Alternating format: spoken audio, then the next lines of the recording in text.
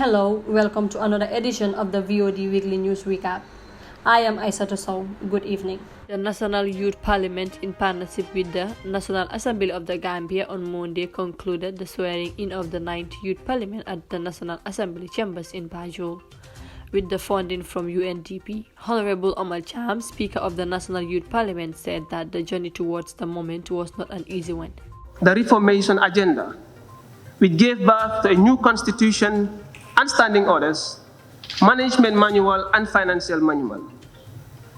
By this, we're able to capture representation of each constituency in our country, maintain a gender balance through the inclusion of nominated women representatives, and most importantly, secure the inclusion and participation of persons with disabilities. We therefore call on the government of the Gambia, through the Ministry of Youth and Sports and the National Youth Council, partners and donor agencies, to not let the new spirit of youth involvement in governance die. We call on these important institutions to nurture, support and guide the National Youth Parliament of the Gambia to strengthen its capacities and operations in the quest to provide the best of leadership and the administration of the rights of the young people of the Gambia. Whilst we anticipate these sittings, we want to wish you all a happy 20th anniversary of the National Youth Parliament of the Gambia. Bakari Y. Baji, Minister of Youth and Sport, said the National Youth Parliament has been one of the oldest existing youth associations and that despite the challenges of running a youth-focused organization, the country continued to recruit, nurture talents, and build skills of young people through all backgrounds and regions of the country. Let me assure you that as a ministry and government in general, we will continue to engage with you as much as necessary and further strengthen our collaborative work in all areas of concern to our youth that we professionally and voluntarily serve. We will continue to engage and listen to you.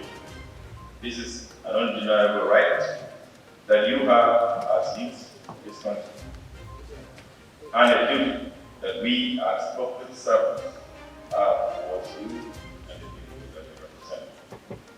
Honorable Speaker and members of the Youth Parliament, as you start your 9th parliamentary session, we wish to remind you that despite the limited numbers, you are representing one of the key, or in fact the most important sector of society. UNDP country representative ISATOU SOWE also contributed, saying that in a youth democratic country like the Gambia, youths always play a role in shaping the politics and future of their country.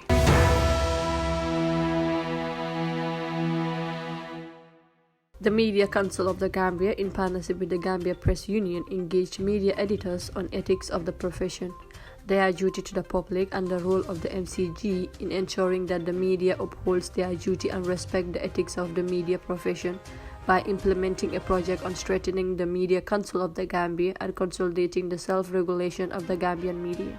The project was funded by the Civil Society in Development to raise public awareness on the mandate and functions of the Media Council of the Gambia.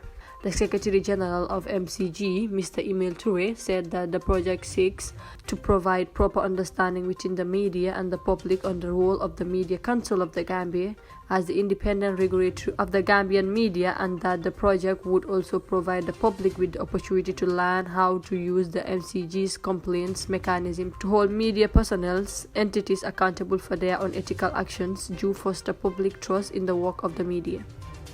Choose to come together to set up a mechanism to peer review themselves. It's not like when we say a regulatory body like Cura or what obtains in other countries where the state sets up a regulatory body to regulate the media. Here we are talking about journalists regulating themselves. And why is this necessary? We believe if journalists regulate themselves, they would regulate themselves better. When sometimes the state regulates, sometimes they overdo it. He highlighted some objectives of the MCG and said that they are here to promote and uphold the highest profession standards of journalism in the Gambia, promoting an independent and efficient channel through by which means to investigate and resolve complaints about the conduct of the media and to ensure adherence to the spirit and letter to the GPU's Code of Conduct for media practitioners and the MCG's constitution. Sekou Jambe outlined some functions of the MCG, stating that their function is to consider, investigate, educate, complaints about breaches of the Code of Conduct or any relevant media law, monitor, record, publish compliance of ethics standard, provide non-building guidance to regulated entities, including the establishment of internal forms of regulation such as editorial guidelines, rules of governance, and a system of dealing with complaints and publish paper, journal, newsletters.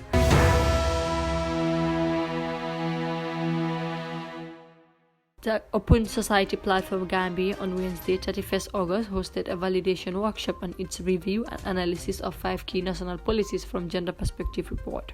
The presentation delivered by Mr. Ba diluted on the number of government policies such as the National Budget, Development Plan 2018 to 2021, Finance Act 2014, Gambia Public Recruitment Act 2014, and the National Gender Policy and how they mainstream gender in their implementations. He said the objective of the event is to establish how gender was factored into the design and planning of the policies and what to extent gender is being mainstreamed in the execution. He said the objective of the event is to establish how gender was factored into the design and the planning of the policies and what to extent gender is being mainstreamed in the execution of its policies and laws. Abdullah must feature strong policy commitments to gender disaggregated data. We are also putting on the table that government and other stakeholders must undertake both ex ante and ex post gender impact assessments, to generate credible data and information that will guide policy decisions going forward. Stakeholders, including governments, must have increased training on mainstreaming and gender budgeting, as well as be provided with associated tools necessary for this type of work. There is need also to mainstream gender in the good governance strategy. There is also need for expenditures to be focused more on basic levels. And this relates to, and I hope I can shy away from a debate here. Abdullah Jadam, head of the program of the Open Society Platform The Gambia, said the initiative aimed to share knowledge on the country's current policy directions towards gender and as a crucial and important issue that forms core of the social accountability and transparency reform challenges and solutions to enhance good governance in the country. We at OSPG and our colleagues that we once again want to call on the government. We renew our commitment, and we are calling on the government and the National Assembly in order to see that there is a law in place. The anti-corruption law is sitting at the National Assembly for almost going to now 2 years or so. We know there are challenges there, but the government should take it seriously because there are a lot of scandals that are happening, and then there is no law in order to hold these people to account, and then I believe that will be helpful also.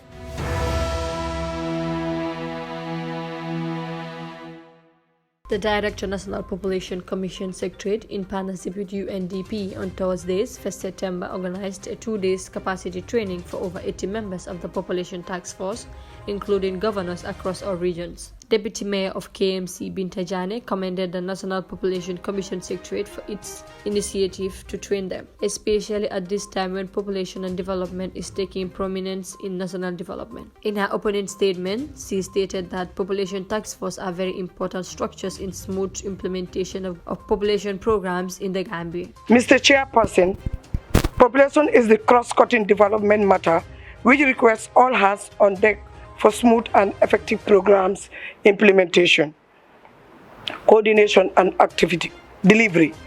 This relevance makes it utterly imperative to support population programs at all levels of governance.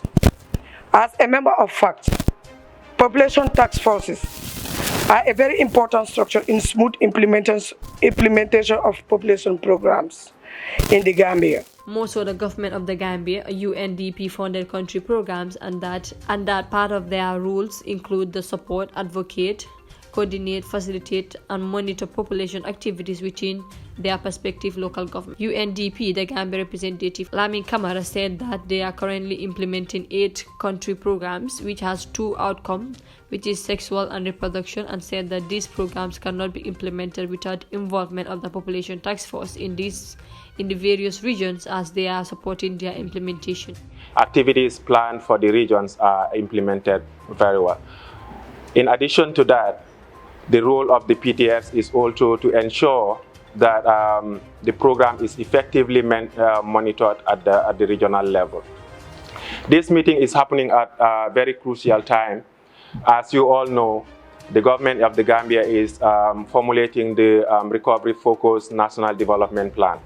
This is expected to be a green recovery program, because we're coming out of COVID, we're coming out of another shock of the Ukraine-Russia crisis, but we are also encountering climate action.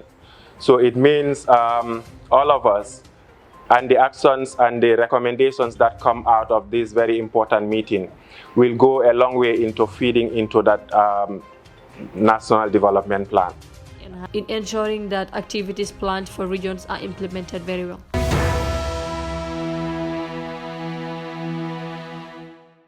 Director of Health Promotion and Education Modi Jai said that it has come to the notice of the Ministry of Health that some individuals were involved in dubious practice such as favorism and collecting monies from applicants for the new birth certificate.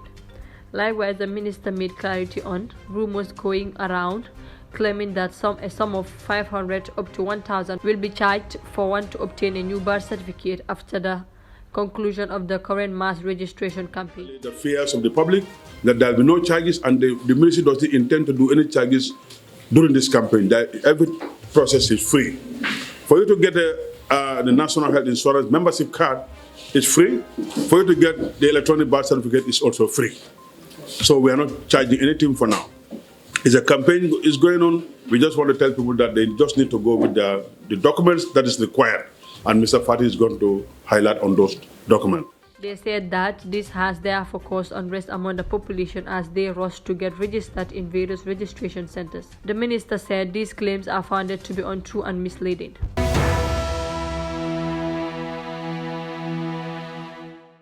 The Gambia government on Thursday hosted a major press conference regarding the Banjul Rehabilitation Project. Government spokesperson and presidential advisor on diaspora affairs, Ibrahim G. Sankare, speaking at the conference, said that the event was mandated by His Excellency President Barrow after the flooding that happened in some part of Banjul and the allegation of the possible reasons behind the flooding.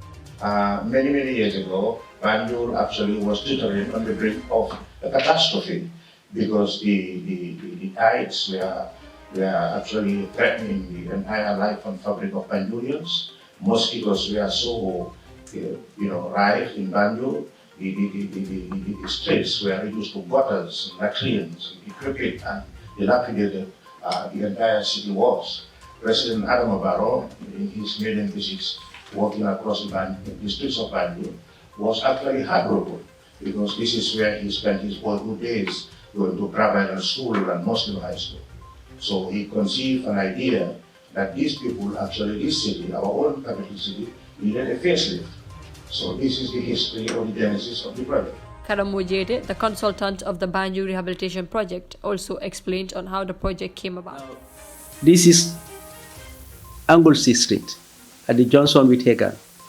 This is August 2018. This is the ferry terminal. Just before we get to the ferry terminal, this is how it was in August 2018. This is Lehman Street. This is how it was in August 2018. This one here is Cameroon, at the junction of Cameroon and Wellington. This is how it was. The project, the aim of the project.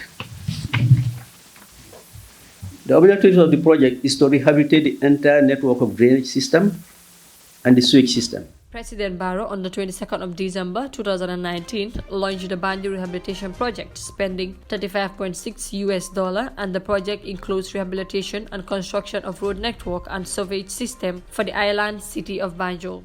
That's all we have for you today until we come your way again. I am ISATOU SOWE on the VOD Weekly News Recap.